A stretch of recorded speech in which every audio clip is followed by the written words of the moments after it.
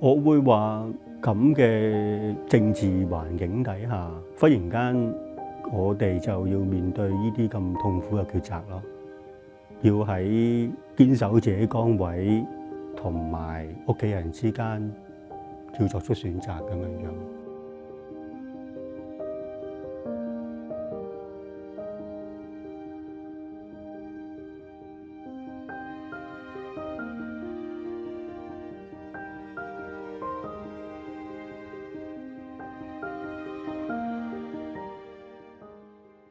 咁我哋啱搬入嚟嘅時候就同而家個樣都好唔同啦。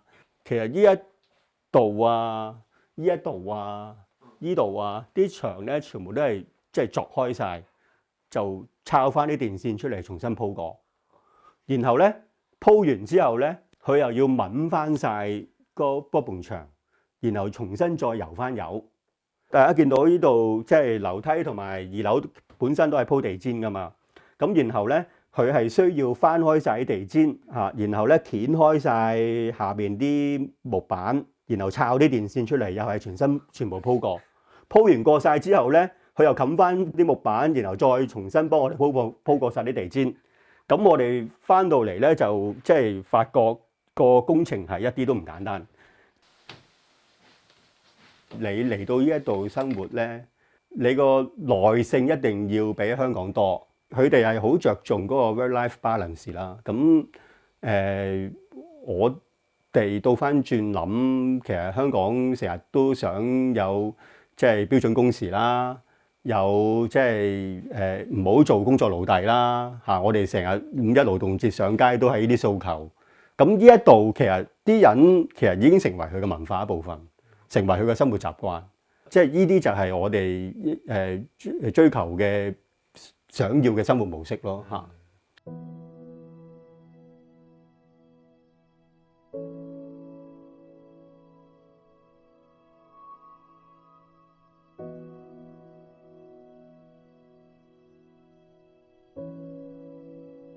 呢個都係紮鐵啦，工人大團結啦，個工人綁頭巾啦，8根鐵柱輕如毛，一家擔子重如山啦。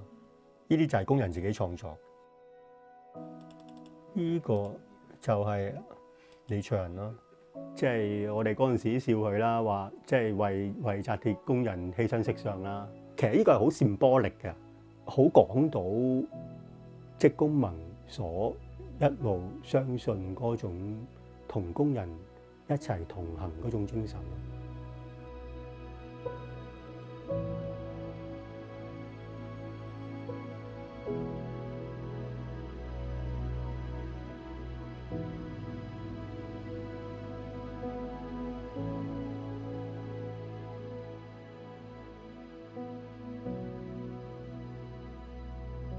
舊年佢哋走嘅時間，咁當然我係好唔捨得啦。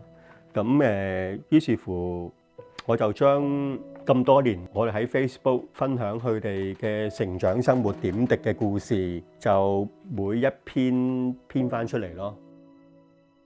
例如話呢一個啦，俾到自己好窩心嘅快啲去沖個涼啦，再去瞓覺啦，去發個好夢啦，咁樣，即係其實都俾到自己叉電嘅動力嘅，呢啲係。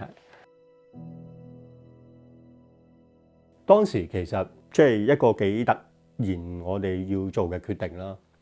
咁其實就原本係冇諗住要走嘅，大衝擊嘅就係47人案啦。咁包括咗我哋前主席啦，阿 Carol 啦，都係被拉嘅一人啦。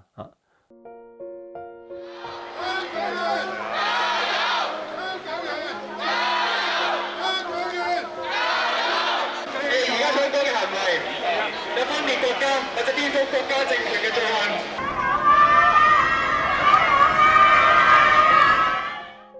覺得係好黑暗咯。成個香港好似變晒天嘅，忽然間法庭俾你睇到係完全崩壞晒。我記得有一日我喺法庭翻屋企嘅時間，我就同我老婆講，不如你都係即係帶兩個女離開啦咁樣樣。咁我自己係好接受唔到，心情都係非常差即係我預示到將會同佢哋分開咁當時我同佢講，即係我都唔會咁快過到嚟，因為已經知道李卓人佢都一定會坐監㗎啦咁我作為總幹事，我點可以咁樣就走咗去咁我同佢講話，我哋要預2年嘅時間咯我2年之後先會過到嚟咯，同你哋再團聚咯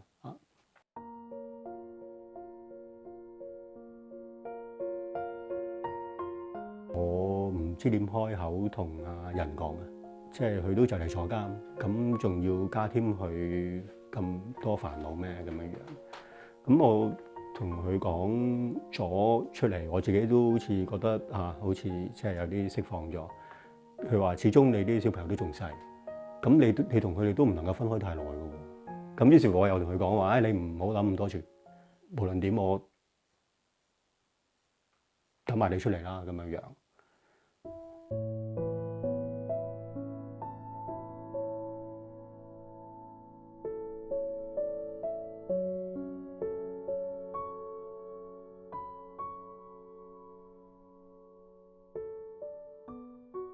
攬住佢哋嘅時候，好似唔捨得放手咁樣樣啦，眼裏邊都有淚水咁樣樣。好想我用2年嘅時間去堅守自己嘅承諾同埋對公民嘅責任。當其時個想法係覺得呢個都係一個平衡咁但係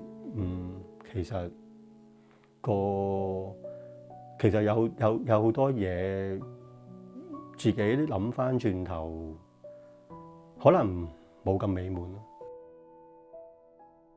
佢自己喺呢一邊嗰個適應都好大問題。咁加上佢睇到啲香港嘅新聞，即係越嚟越差個情況，佢又會擔心我唔知會唔會忽然間國安處有人上門又我會俾人拉甚至乎送返大陸嗰啲嘢。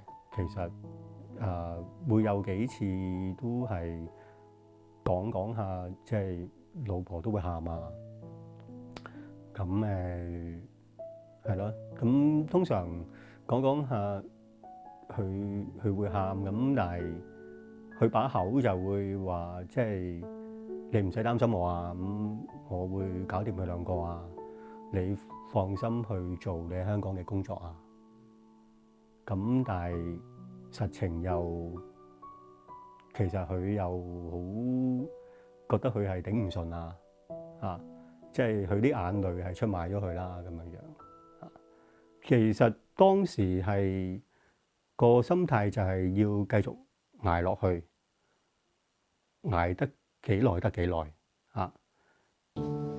我哋宣布教協解散，石牆花正式宣布結束。民陣宣布解散，話成員團體過去1年幾受到打壓。我哋係唔需要去遵從一啲唔合法嘅指示嘅。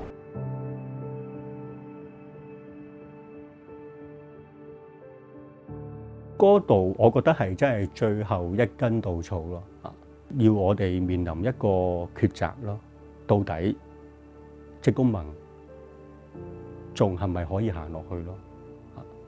咁與此同時，加上就係有中間人約見啦。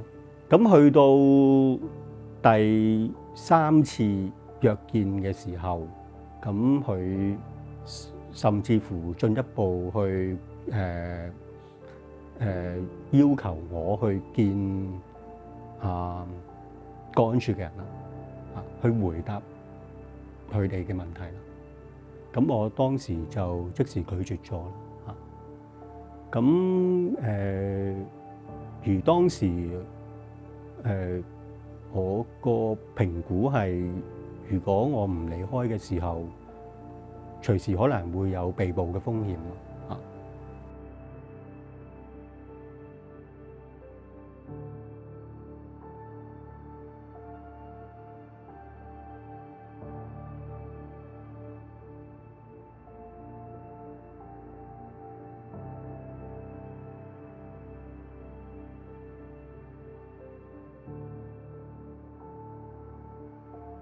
當時係個內心係好矛盾咯，即係覺得兩個角色係好大衝突咯啊！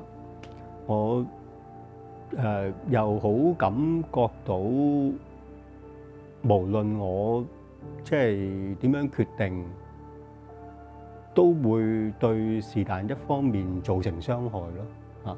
我作為個組織嘅總幹事啊，即係喺當中有好重要嘅角色嚇。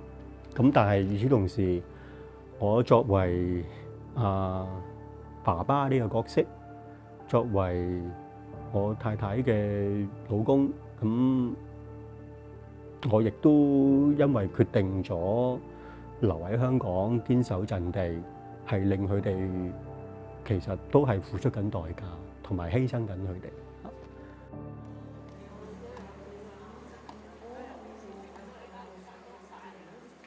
上飛機嗰一晚都係誠惶誠恐，直到去到機場候機室都會見到有啲便衣人員啊，擔心即係會唔會俾佢釘住啊。咁但係當然去到搭到上飛機，即係起飛嗰一下，你先會覺得係鬆一口氣啦。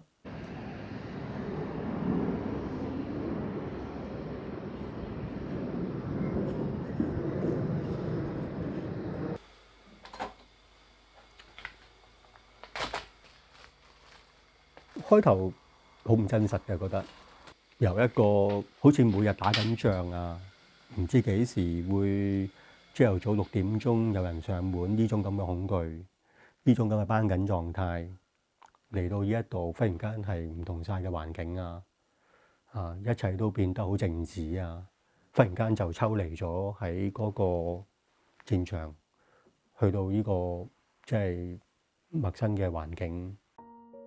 人唔返工，罷工，反送中。我喺呢度特別想同屬會同埋香港人講聲對唔住，我哋職工盟撐唔到落去啦。每一件事都會仍然係好着緊啊，但係又覺得自己已經幫唔到手啊，已經唔係以前嘅自己，唔可以同佢哋一齊面對呢啲嘢啊。咁當中係有好多好失落啊，跟住好多去自責嘅地方啦，好似背棄咗個戰場，背棄咗自己原本一齊並肩嘅一啲戰友咁樣樣嚇。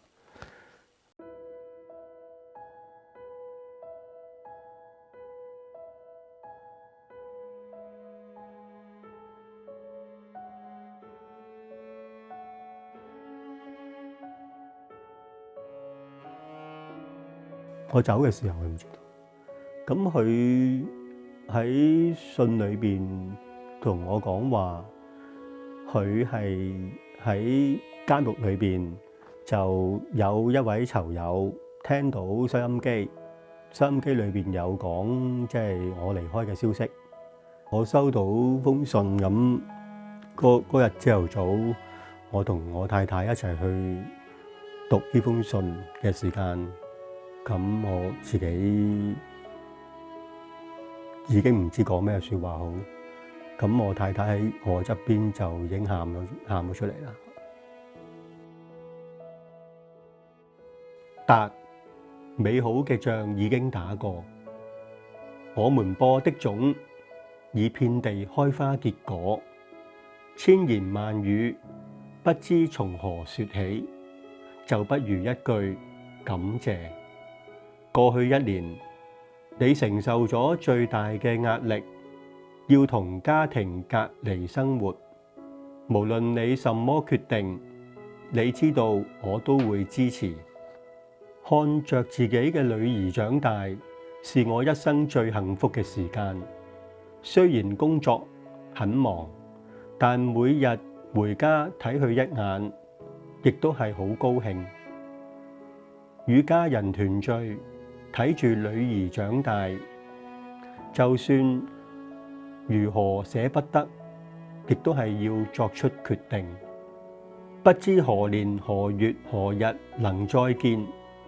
不過肯定我會過來英國探望大家。